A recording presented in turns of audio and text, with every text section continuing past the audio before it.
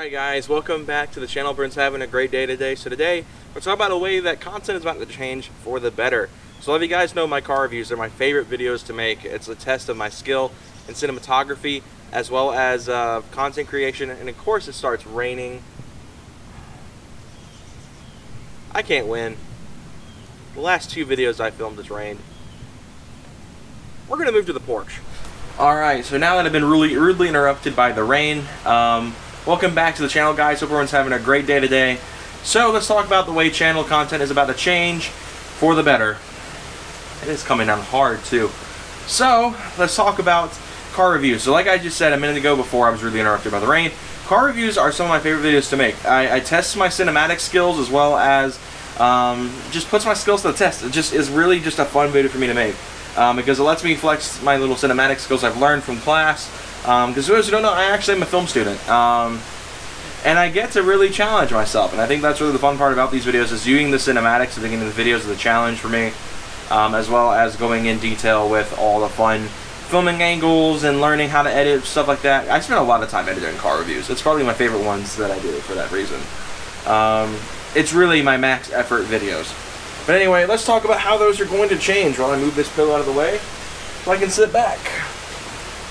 Anyway, so the way they're going to change is by a new thing that I like to call the build list. And this is going to be a new style review that's mixtured with that in a blue style, which I think is kind of obvious that my car reviews are based on anyway.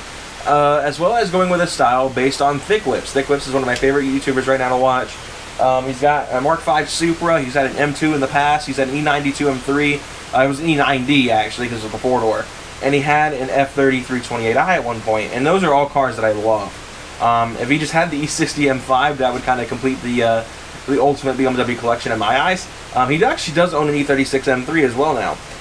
For those who don't know, I've been on a really big BMW craze for like the last 6 months, so I really like BMW, fun fact.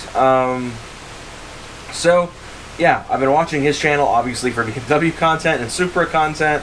I mean, it kind of goes without saying how much I love the Supra. I've done multiple videos talking about it. I wear a Supra shirt in about 90% of my videos now because I just happen to time it perfectly that I wear it the same day I record. So, how is this build list videos going to work? So, let's talk about kind of an outline of these videos, and then we'll talk about what cars you should expect to see first. So, how it's going to work? Obviously, it's going to open with cinematics. It's going to be very similar to my current reviews, where it's going to open up with cinematics. Pretty much it'll be pushing myself to the test cinematic wise and trying to make just the most aesthetically pleasing, attention grabbing cinematic I can make. Of course, I'm no expert on this kind of stuff. I'm still learning. I'm in class for this for a reason, so obviously they aren't going to be as good as that dude in blues, but I'm trying, I'm learning. And then it'll move into a Q&A kind of interview segment where I'll talk to the owner, talk to them about their car, what made them pick this car, what their future goals for it are, and not like something that's like, oh, in 8 years it's going to have a giant 89,000 millimeter turbo and make 16 trillion horsepower. No, this is going to be like, what are your immediate goals, the next 4 months, the next 5 months, stuff of that nature. What is going on? What are your next parts going to be?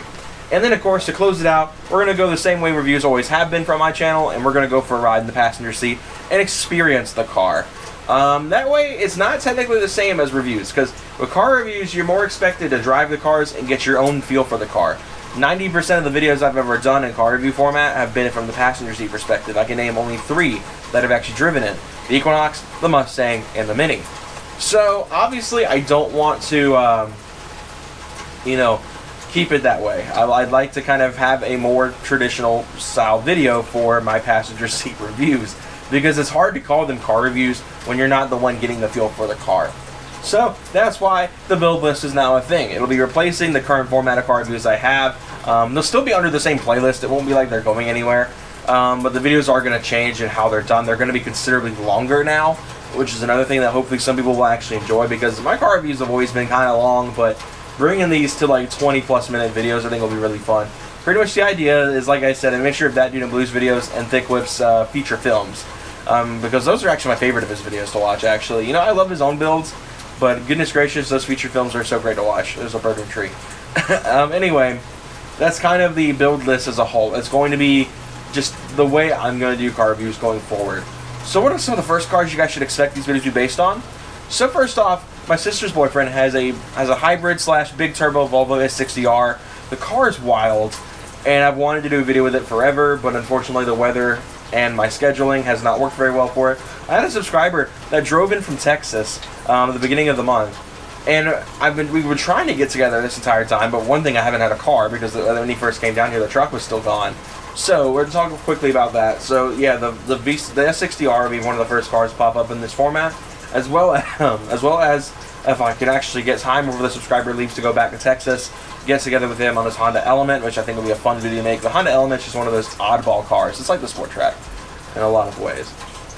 And of course, we're going to move on over to Michael's Mazda. Michael's Mazda is very overdue for a re-review because the car has changed so dramatically.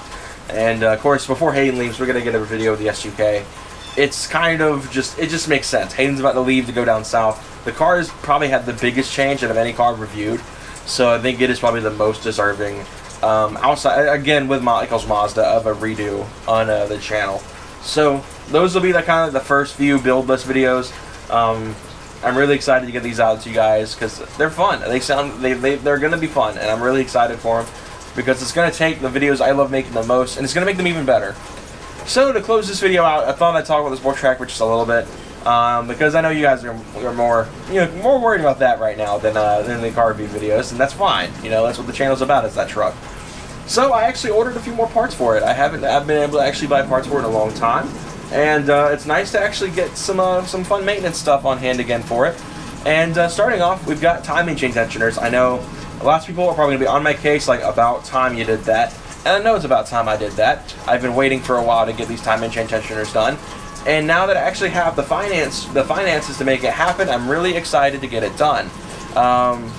It's gonna finally run right, and I think that's kind of the biggest thing. And I think getting it to the point where it's not gonna clatter, it's not gonna rattle, it's not gonna make me anxious anytime I drive it in terms of engine health. That's the best part. It's going to do just great. And as well as I got a hold of a door lock actuator because I accidentally killed one of the locks, the proximity locks being all buggy. And so that'll be fixed finally. And I've got a couple other stuff on I'm going to be working on here soon to get a hold of that I just haven't yet. I've got my eyes on a set of control arms, lower control arms. I've already done the uppers, but lower control arms. The truck needs ball joints badly. They pop, they creak, they just make a ton of noise.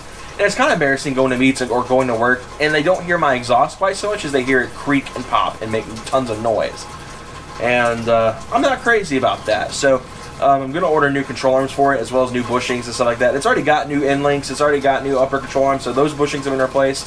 So it's all the lower stuff that still needs to be done. I think that does it mainly with the front suspension and bushings. I might be missing a few things here and there. So those will be done. I think the only left will be like sway bar bushings, and I think those can be easily replaced. And then, of course, the crank pulley, which is like the last thing that needs to be done. Well, it's not the last thing. It's one of the things that really needs to be done. But it's one of the other. It's like the last thing I need to mention with that. And then, of course, performance-wise, the truck isn't going to be changing very much right now. It's kind of going to be towards the end of this whole ordeal that performance gets taken care of. My main focus is cosmetics now. The hood appears to be a little bit misaligned, so I might try to get that fixed, as well as go into getting the new wrap, which of course I'll reveal the new color. I'll reveal the old color when I get the new one in, which will be fun. I'm really excited to show you guys that color, the color that would have been for the Sport Trac, as well as just going with getting the interior redone, and just it needs some work. The truck needs some work, interior and comfort wise. The AC needs to be fixed.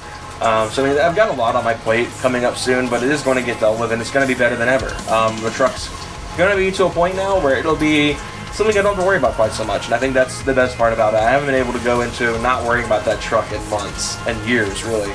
So it'll be nice to have it to a point where I can trust it again and it won't be scary. But anyway, that's all I want to talk about, so I hope you guys are excited for the build list series as much as I am. It's going to be fun videos. But yeah, take care, guys. Have a wonderful day, and I'll see you guys in the next one. Take care, everyone.